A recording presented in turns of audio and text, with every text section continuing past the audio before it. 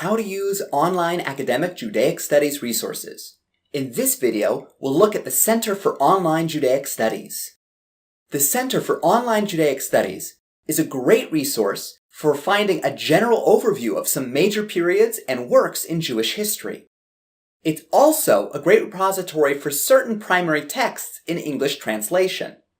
You'll also find on this site excerpts from reliable academic sources about some of these major periods, works, and figures in Jewish history. On this site, we're most interested in the different options along the left-hand side of the page. Here we'll find a list of major works like the Hebrew Bible, particular periods like the Greco-Roman period, or general topics like Jewish mysticism. Let's look at an example of how to use this resource.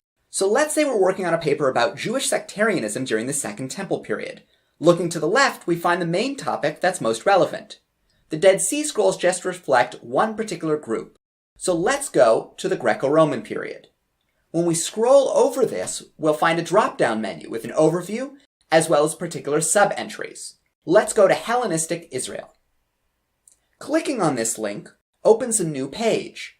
Here we'll find a general overview of the topic, as well as subcategories like the Pharisees and Sadducees, or, most relevant for us, Second Temple sectarianism. This opens up a new page with historical surveys, excerpted from works of major scholars, as well as some primary sources in translation and some pieces of secondary sources, or references to them. The formatting on some of these pages is not the greatest. However, the scholarship is first-rate. So the Center for Online Jewish Studies is a great resource for getting a basic overview about certain texts and period in Jewish history, and to find some select primary sources and reliable academic scholarship.